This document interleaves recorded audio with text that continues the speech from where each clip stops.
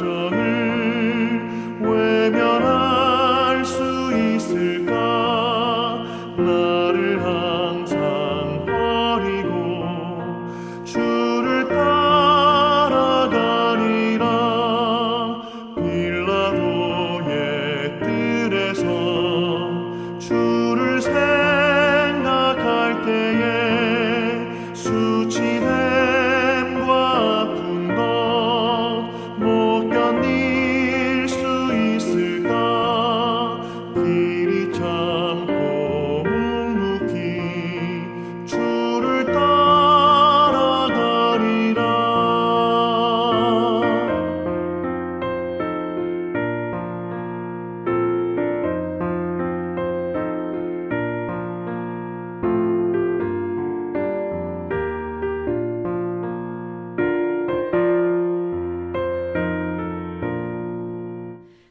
갈보리산 올라가 주를 생각할 때에 나의 받는 외로움을 비교할 수 없으리.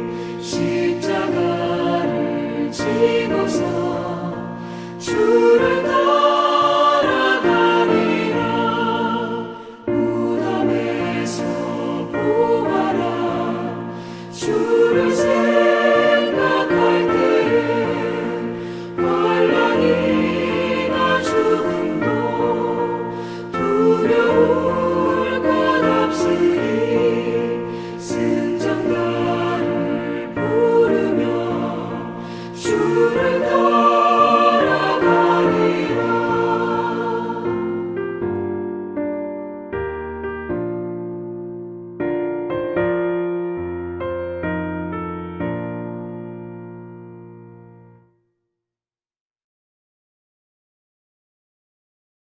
하나님의 크신 은총과 은혜가 오늘도 살아가는 모든 삶의 자리마다 충만히 임하시길 기원합니다. 기도하겠습니다. 하나님 아버지, 한 주의 마지막 날을 우리가 또한 하나님의 말씀으로 일이 시작하게 하심을 인하여 감사합니다. 한 주를 돌아보며 나를 살피고 또한 새로운 한 주 예배로 시작하는 거룩한 주일을 준비하는 우리 모두가 되게 하여 주옵소서. 무엇보다도 말씀을 통해 나를 살피며 또한 오늘을 결단하고 우리의 남은 생애를 하나님께 온전히 드리기를 소망하는 거룩한 열정으로 오늘 하루를 살아갈 수 있게 인도하여 주옵소서. 그리 함께 하실 줄 믿고 감사드리며 예수님의 이름으로 기도하옵나이다. 아멘. 오늘 보실 하나님의 말씀은 누가복음 14장 1절 말씀부터 14절까지입니다. 누가복음 14장 1절부터 14절 말씀을 같이 읽겠습니다. 안식일에 예수께서 한 바리새인 지도자의 집에 떡 잡수시러 들어가시니 그들이 엿보고 있더라. 주의 앞에 수종병 든 한 사람이 있는지라. 예수께서 대답하여 율법 교사들과 바리새인들에게 이르시되 안식일에 병 고쳐주는 것이 합당하냐 아니하냐. 그들이 잠잠하거늘 예수께서 그 사람을 데려다가 고쳐보내시고 또 그들에게 이르시되 너희 중에 누가 그 아들이나 소가 우물에 빠졌으면 안식일에라도 곧 끌어내지 않겠느냐 하시니 그들이 이에 대하여 대답하지 못하니라. 청함을 받은 사람들이 높은 자리 택함을 보시고 그들에게 비유로 말씀하여 이르시되 내가 누구에게나 혼인잔치에 청함을 받았을 때에 높은 자리에 앉지 말라. 그렇지 않으면 너보다 더 높은 사람이 청함을 받은 경우에 너와 그를 청한 자가 와서 너더러 이 사람에게 자리를 내주라 하리니 그때에 내가 부끄러워 끝자리로 가게 되리라. 청함을 받았을 때에 차라리 가서 끝자리에 앉으라. 그러면 너를 청한 자가 와서 너더러 벗이어 올라앉으라 하리니 그때에야 함께 앉은 모든 사람 앞에서 영광이 있으리라. 무릇 자기를 높이는 자는 낮아지고 자기를 낮추는 자는 높아지리라. 또 자기를 청한 자에게 이르시되 네가 점심이나 저녁이나 베풀거든 벗이나 형제나 친척이나 부한 이웃을 청하지 말라. 두렵건대 그 사람들이 너를 도로 청하여 내게 가품이 될까 하노라.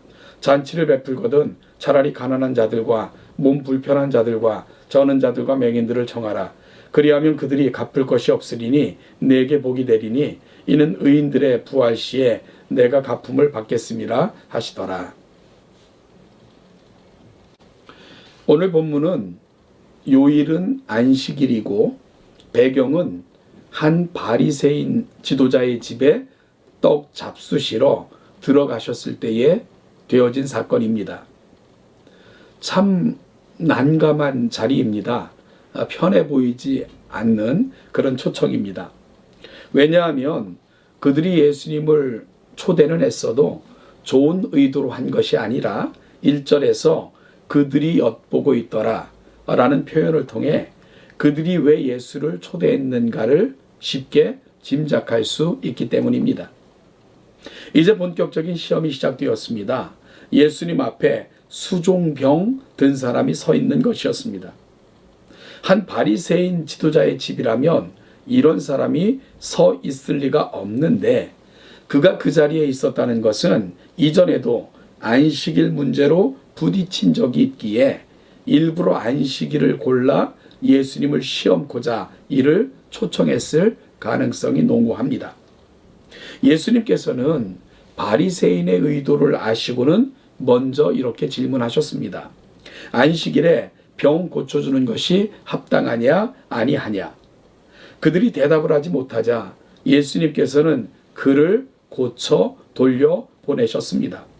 그리고는 이렇게 말씀하셨습니다. 너희 중에 누가 아들이나 소가 우물에 빠졌으면 안식일에라도 곧 끌어내지 않겠느냐.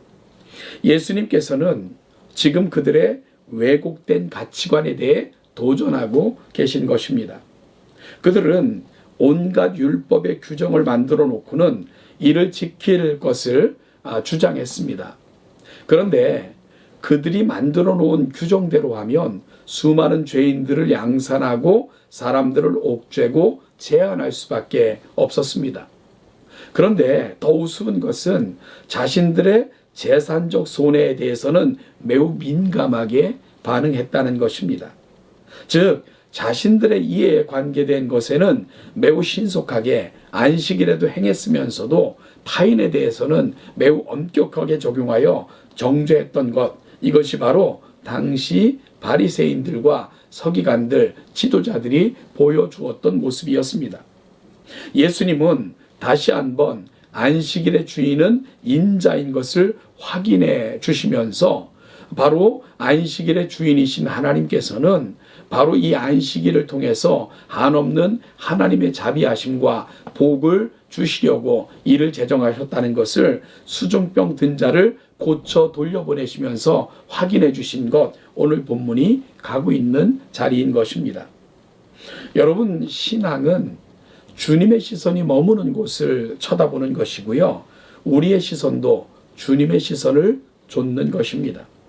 혹시 우리 안에도 바리새인과 같은 시선으로 누군가를 바라보는 것은 없는가? 다시 한번 오늘 본문의 사건을 통해서 확인해 볼 수 있기를 소망합니다. 신앙이 깊어질수록 나는 작아지고 나에게서 주님과 타인이 크게 보이는 것, 이것이 바로 성숙한 신앙인이 가는 자리임을 깊이 고백하며 오늘 돌아볼 수 있는 복된 시간이 될 수 있기를 간절히 소원합니다.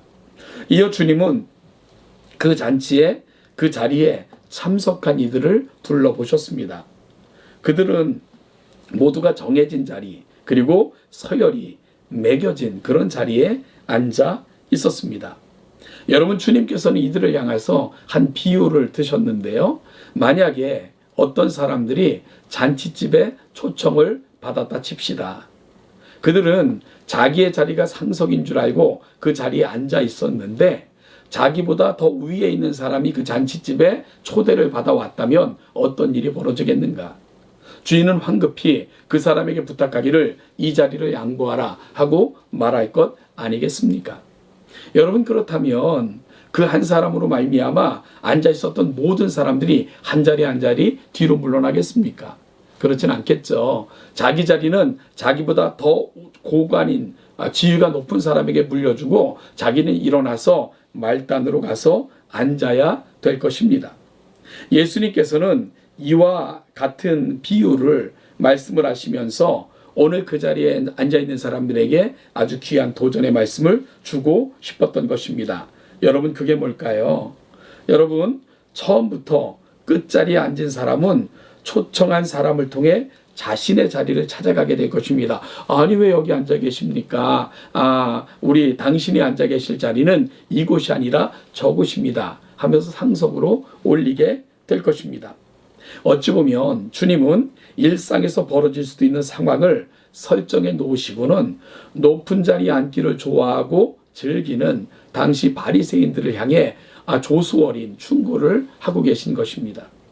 존귀한 인생은 스스로 높아지고자 하는 자들이 아닙니다. 높임을 받는 인생입니다.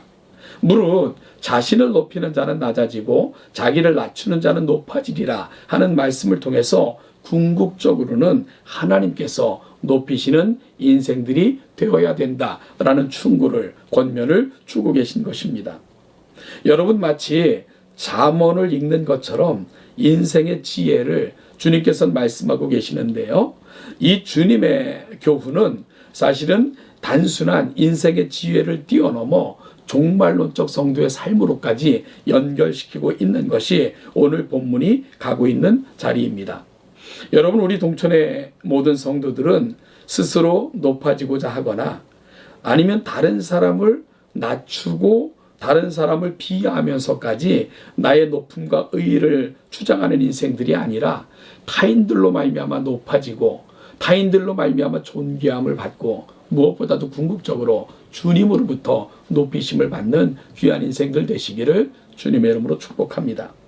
마지막으로 주님은 자신을 청한 자들에게 이런 요구를 하셨습니다. 네가 점심이나 저녁이나 베풀거든 벗이나 형제나 친척이나 부한 이웃을 청하지 말라. 두렵건대 그 사람들이 너를 도로 청하여 내게 가품이 될까 하노라.